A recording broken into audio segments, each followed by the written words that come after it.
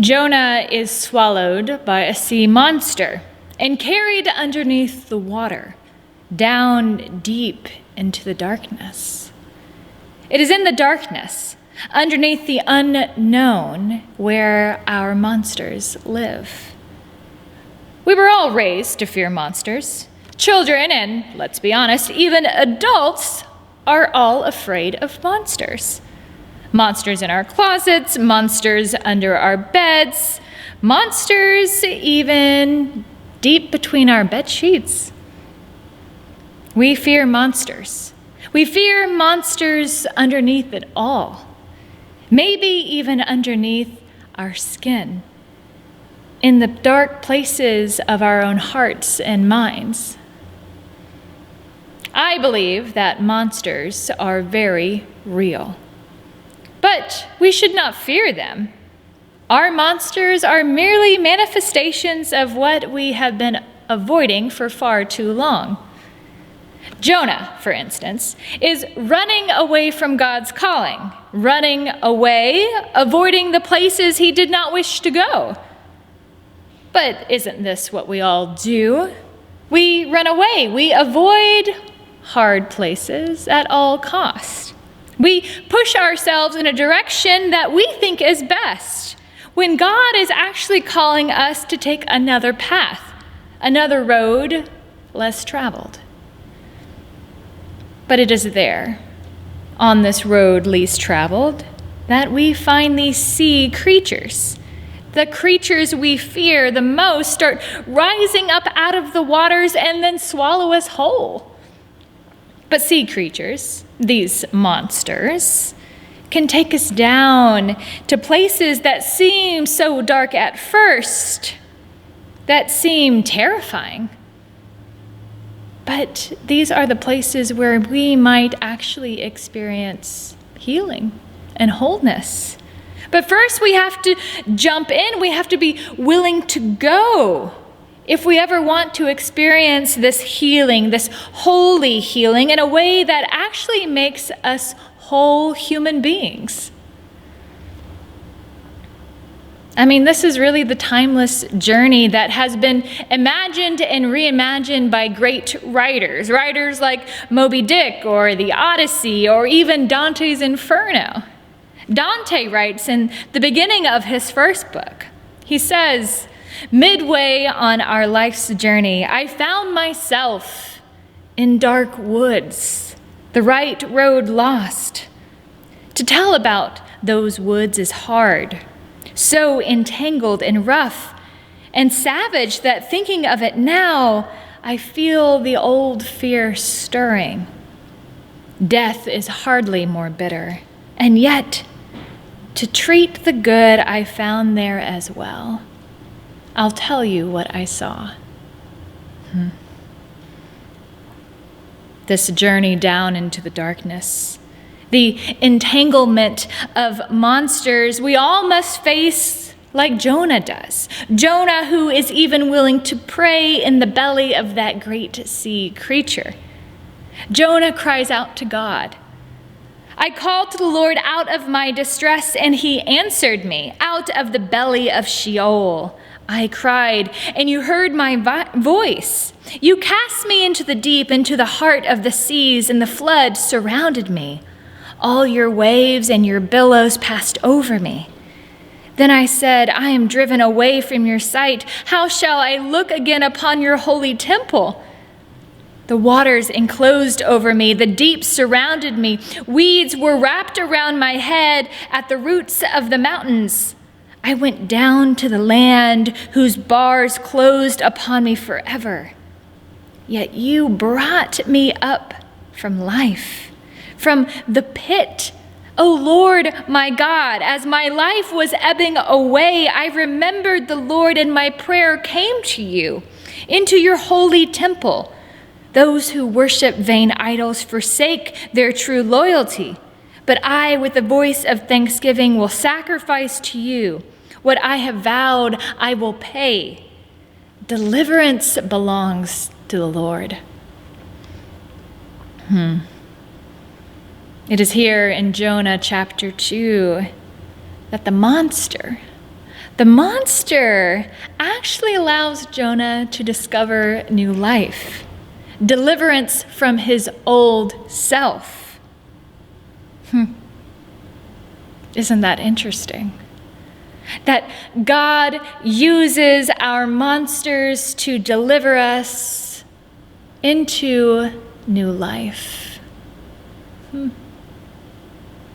But monsters are gruesome, gory creatures, terrifying, especially the ones that live in the homes of our heart, that haunt us in the night, that dwell underneath our slumber, keeping us wide awake. I find that the monster of grief is often the most terrifying monster of all. In a recent movie I watched with Josh, I learned a lot about the terrifying monster of grief. In the 2014 Australian horror film called Babadook, Amelia is the main character, a single mother, a troubled and exhausted widow living in Australia who is bringing up her 6-year-old son, Sam. Her late husband, Oscar, was killed in a car accident that occurred as he drove Amelia to the hospital 6 years before while she was in labor with Sam. In the film, Sam begins displaying erratic behavior. He even becomes an insomniac and is preoccupied with this imaginary monster. He decides to build even weapons to fight against the monster. One night, Sam asks his mother to read a new book he found, a pop-up book called Mr. Babadook. But this book described this so-called monster Babadook, a tall, pale-faced humanoid in a top hat with taloned fingers, which torments its victims as they become more aware of his existence. Amelia, like any mother, is disturbed by this book and its mysterious appearance. But Sam believes that this monster, that the Babadook, is real. Sam's persistence about the Babadook leads Amelia to have these sleepless nights where she tries to comfort him, but then herself becomes so exhausted. Even throughout the film, Amelia's friends and family try to help her. They notice that her grief is still lingering within her, grief of her deceased husband from years ago. They even try to confront her at times, but she is not willing to see or even acknowledge this grief within. Midway through the movie, strange events start occurring in the house. Doors open and close mysteriously by themselves. Strange sounds are heard, and Amelia even finds glass shards in her food. But soon Amelia starts to become more isolated and shut in, being more impatient, even shouting at Sam for disobeying her constantly. And then she starts having frequent visits from this mysterious monster, Babadook. Her mental state slowly decays, and then she starts exhibiting erotic and even violent behavior. One night, Amelia sees an apparition of her deceased husband, Oscar, who offers to return her if she brings the boy to him. But Amelia realized that Oscar will never come back as she once knew him. She realizes that the creation of Babadook now has become this monster of grief living within her house, and it's finally possessed her. She becomes violent and uncontrollable. And her beloved son, Sam, starts fighting off the monster within her. And eventually, Amelia gets the Babadook to come out from beneath her own skin. and they end up trapping the monster in the basement. This is when Sam and Amelia learn to live with their monster, to live together, even though the Babadook is still in the basement. The monster Babadook is a metaphor for grief, the grief that both Amelia and Sam were not willing to work through together. The monster even tries to devour them, swallowing them whole, hurling them down into these dark waters of violent behavior. But it was there, in those dark places, standing before their monsters, that they experienced too what Jonah was praying about in the belly of that sea creature: grief. Grief can quickly become an uncontrollable monster, a monster in our lives that can devour not only us, but those around us. The monster of grief shows up in many ways. Maybe the loss of a loved one, the loss of livelihood, the loss of future plans. Grief can be so ferocious in so many forms.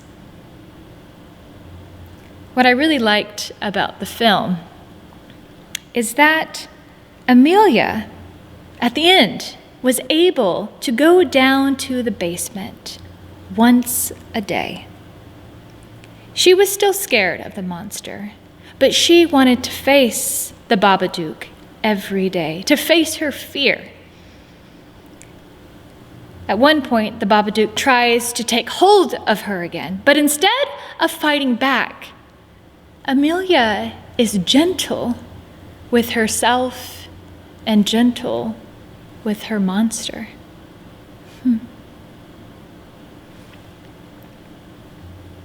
Each day she would go down to the basement and visit the Babadook. But then she would return upstairs. She would step outside and she would play joyfully with Sam out in the backyard.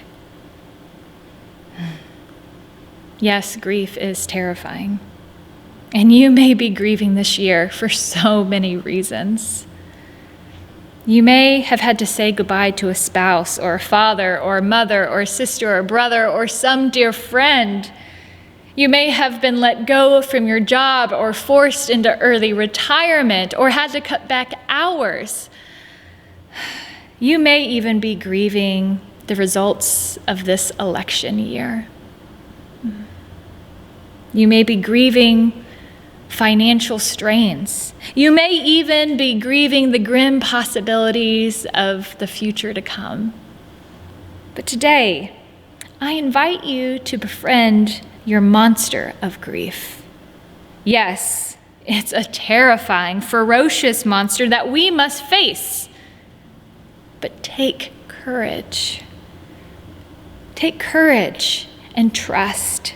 Trust that when we descend into the deep, dark places we fear the most, that God will deliver us in a way that we might not ever imagine, taking us to a place where we can experience new life.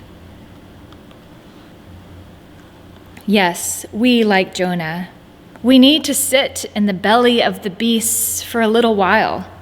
Sit in the muck and mess and horror of the heavy grief we might be living with today.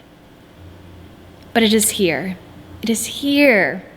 where we can find the mystery of God underneath the monsters of our lives. Parker Palmer, a writer and famous Quaker, writes this: "Mystery surrounds every deep experience of the human heart. The deeper we go into the heart's darkness or its light, the closer we get to the ultimate mystery of God." Today, take courage.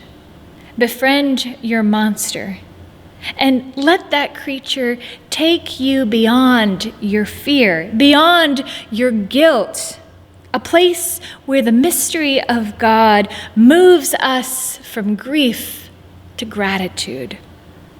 Gratitude that reminds us all that we are not alone, that we are all loved children of God.